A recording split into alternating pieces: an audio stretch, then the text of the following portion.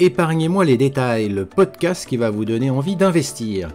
Épargne, investissement, finances personnelles, préparez-vous à parfaire votre éducation financière et à explorer de nouvelles opportunités pour repenser votre avenir financier.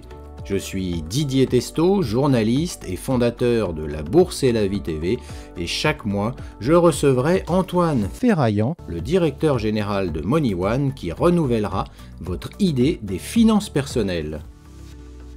Antoine, bonjour. Bonjour Didier. On va parler dans ce podcast d'éducation financière. C'est vrai que souvent, quand on parle, en tout cas de la France, c'est pas terrible en matière d'éducation financière. On en est où selon vous ?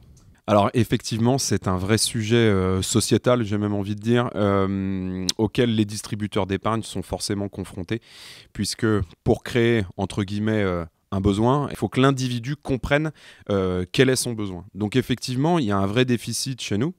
Il y a un déficit qui est issu, je dirais, du plus jeune âge. On ne nous a jamais appris à l'école, par exemple, mon livret A me rapporte 3%, j'ai une inflation à 4%, je perds de l'argent. C'est un constat qui est réel et auquel on est toutes et tous confrontés.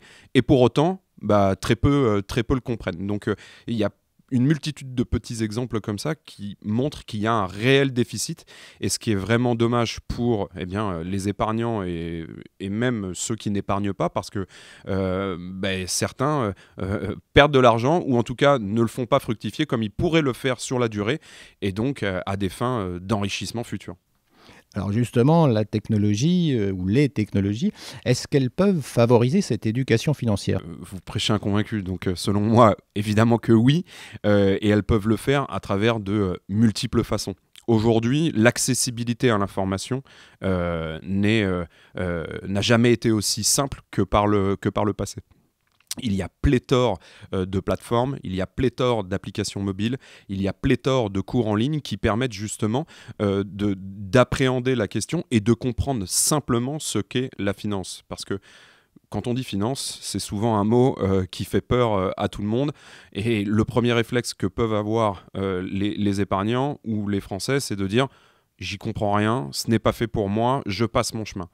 Alors qu'aujourd'hui, bon nombre d'indépendants ou bon nombre de plateformes en ligne mettent à disposition des contenus avec un wording qui est simple et compréhensible pour tout le monde, et qui permettent justement de comprendre quels sont les différents mécanismes qui permettent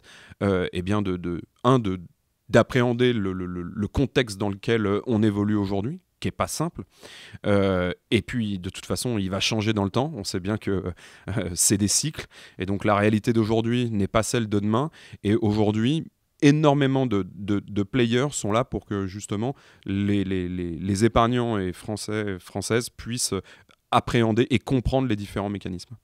Alors justement, quelles peuvent être les ressources que vous allez mettre en place ? On parle, ou on entend parler, par exemple, de gamification de la finance. Alors expliquez-nous ça. Effectivement, et gamification, c'est pas un gros mot. Le jeu, justement, la partie ludique, ça permet souvent d'aller vers un sujet vers lequel on n'avait pas potentiellement envie d'aller, ou en tout cas dans lequel on n'avait pas envie de mettre les pieds. Donc aujourd'hui, il y a des outils, il y a des créateurs de contenu, il y a avec l'émergence des réseaux sociaux. Alors là, il faut malgré tout faire attention et bien identifier à qui on parle et quels sont les conseils donnés.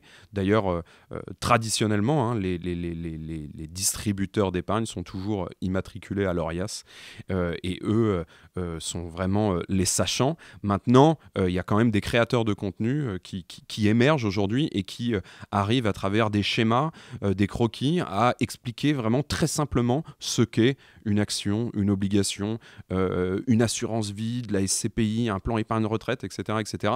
Et à partir de ce moment-là, déjà quand on comprend le réceptacle et le socle, on peut venir après jouer avec les différentes options que peuvent nous proposer différents simulateurs, la durée, le risque, et être confronté également à soi-même, parce que la finance est faire fructifier son épargne, c'est également se parler entre guillemets à soi-même. Qui je suis? Est-ce que j'ai envie de prendre du risque? Est-ce que je n'ai pas envie de prendre du risque?